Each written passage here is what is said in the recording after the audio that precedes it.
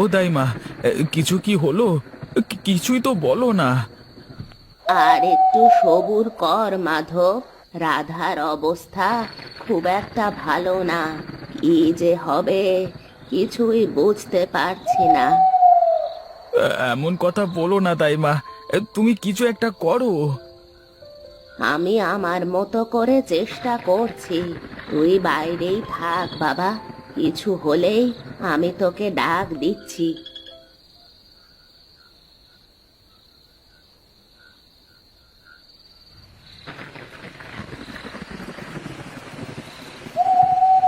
দেখ মাধব, দেখ কেমন ফুটফুটে মেয়ে হয়েছে তোর।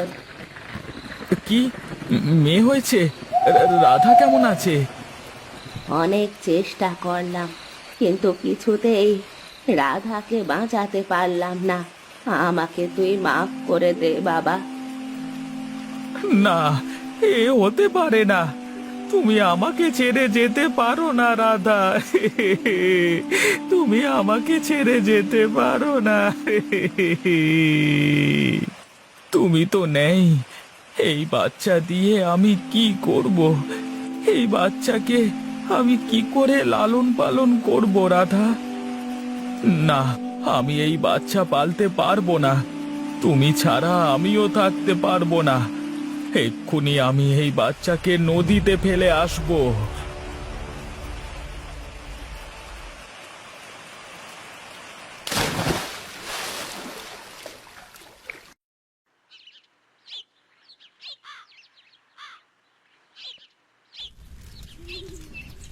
এখন আর কেঁদে কি হবে দাদা?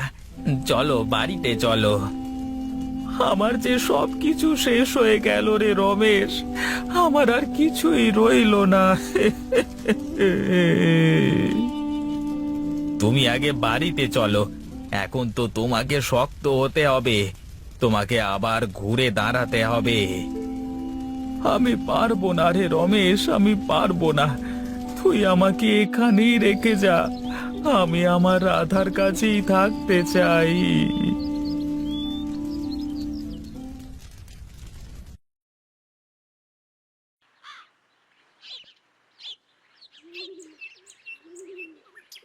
কি রে রমেশ, এই কাঠ ফাটা রোদের মধ্যে কাজ করেই যাচ্ছিস, বাড়িতে যাবি না? বাড়িতে তো যাবই দাদা, কিন্তু তার আগে কাজটা তো শেষ করতে হবে। নে নে, একটু জিরিয়ে নে তাহলে, তা না হলে যে গরম লেগে যাবে। বেশ, তাহলে তুমি ওই বড় গাছটার নিচে গিয়ে বসো, আমি আসছি।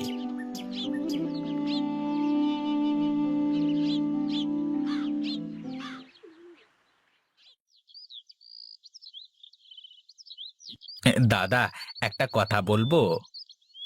কি বলবি? বলে ফেল দেখি। দাদা, মাঠের সব ফসল কেমন পোড়া মনে হচ্ছে। আমার কাছে বিষয়টা ভালো লাগছে না জানো। আরে, দুদিন আগে বৃষ্টি হয়েছে, তার উপর এই চড়া রোদ, তাই একটু আগাগুলো পুড়তে শুরু করেছে। আস্তে আস্তে ঠিক হয়ে যাবে। তাই যেন হয় দাদা, আমার তো খুব ভয় হচ্ছে।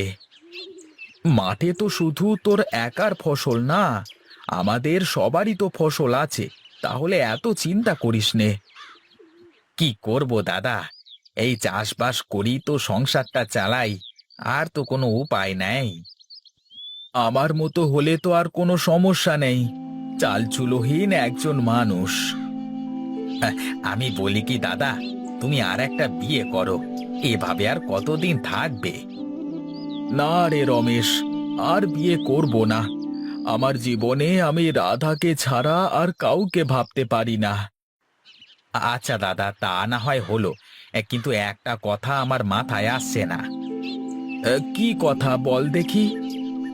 এ, বৌদি তো গর্ভবতী ছিল, তাহলে বাচ্চাটা গেল কোথায়? তুই আবার ওসব কথা তুললি? আমি গেলাম, তুই বসে থাক।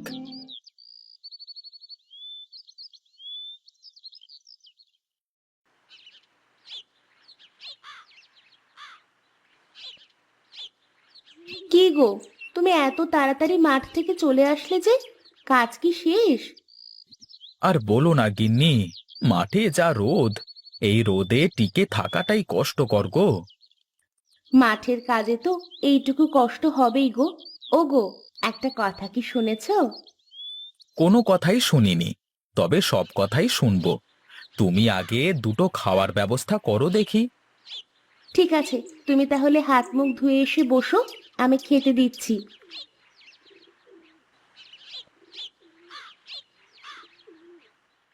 উম, উম, উম, উম।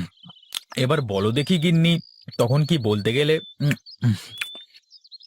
শুনলাম নদীর ওপারের গায়ে নাকি সব চাষিদের ফসল পুড়ে যাচ্ছে, সারা গ্রাম হাহাকার করছে।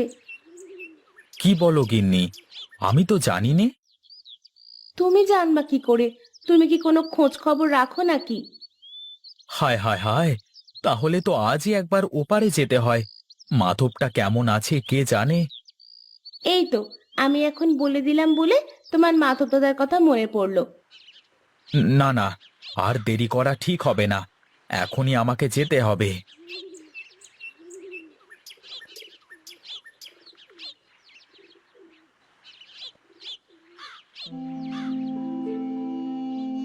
এসব কি করে হলো মাধব? কেন হলো এসব? সবই কপালের লিখন রে বন্ধু।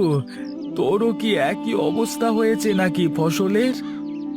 আরে না না, ওপারে তো কারোর ফসলেরই কিছু হয়নি। আমি তো খবর পেয়ে দেখতে এলাম। কি বলো বিনোদদা? নদীর ওপারে সব ফসল ঠিক আছে? ঠিক আছে বই কি, আমি তো সকালে আমার জমি থেকে কাজ করে তারপরে বাড়িতে গিয়ে শুনি এসব কথা। কি থেকে যে কি হয়ে গেল কিছুই তো বুঝতে পারছি না। আমার মনে হয় গ্রামে মড়ক লেগেছে। এখনই কিছু একটা করতে হবে, তা না হলে পুরো গ্রাম শেষ হয়ে যাবে। আমারও তাই মনে হয় দাদা, কিন্তু কার জন্য এমনটা হলো, কিসের জন্য হলো, সেটাও আমাদের খুঁজে বের করতে হবে। আমার জানাশোনা এক সাধু বাবা আছে, তার কাছে গেলেই আমরা সব জানতে পারবো। না না, ওসব সাধুর কাছে গিয়ে কিছুই হবে না, যা করবার আমাদেরই করতে হবে। তুই বুঝতে পারছিস না মাধব, এছাড়া আর কারোর কোনো পথ খোলা নেই। ঠিক আছে তাহলে, তোরা যা, আমি যাব না, আমি বরং বাড়িতে যাই।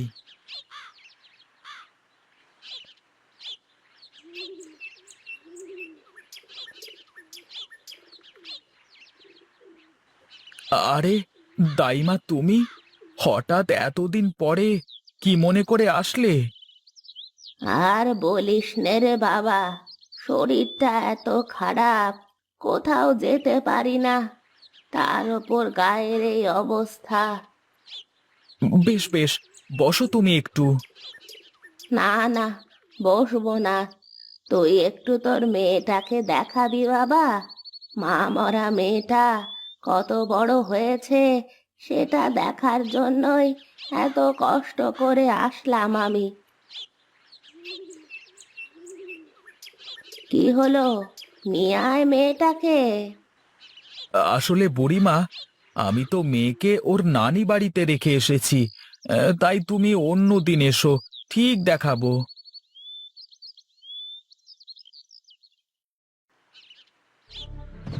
তুমি যা বলছো তার সবকিছু সত্যি তো বুড়িমা?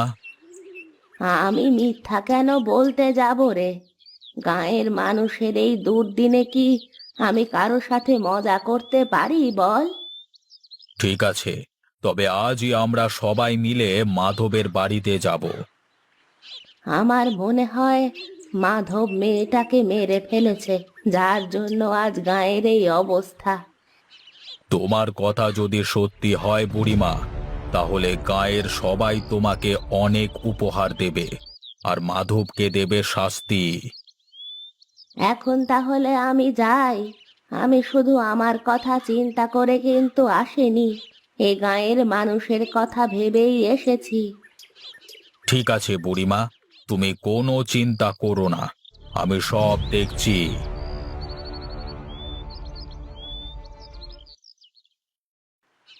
ওরে পাপী, দুষ্ট পাপী, একমাত্র ওই অধমের জন্যই আজ তোদের এই দুর্দশা। কে কে সেই পাপী বাবা? কে এমন কাজ করলো যাতে করে সারা গাঁয়ের লোক আজকে না খেয়ে মরতে হচ্ছে? মাধব, মাধব ওর নিষ্পাপ বাচ্চা মেয়েটাকে ওই নদীর পানিতে ফেলে দিয়ে মেরে ফেলেছে।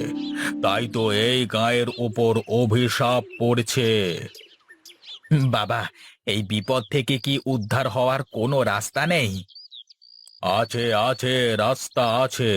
ওই পাপিষ্ঠকে আগুনে পুড়িয়ে ভস্ম করে দিতে হবে, তবে এই গ্রাম আবার আগের মতো হয়ে যাবে। কিন্তু কিন্তু তা কি করে সম্ভব? একটা মানুষকে জীবন্ত কি করে পুড়িয়ে মারবো আমরা? পাপ মোচনের জন্য এছাড়া আর কোনো পথ নেই রে বাবা। যা, এক্ষুনি যা, ওই পাপিষ্ঠকে চিরতরে দুনিয়া থেকে বিদায় দিয়ে দে।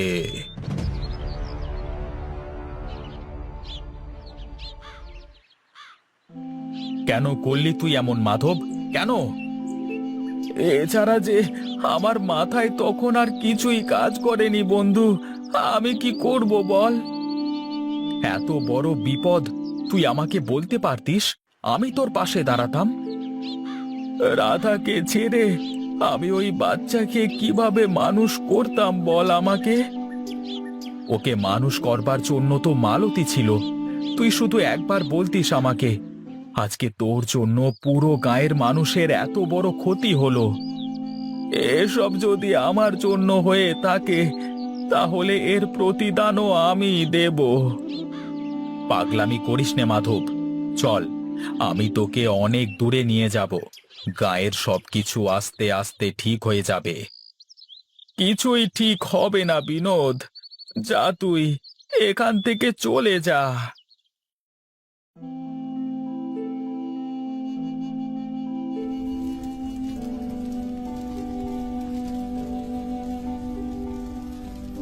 আপনাদের আর কিছুই করতে হবে না।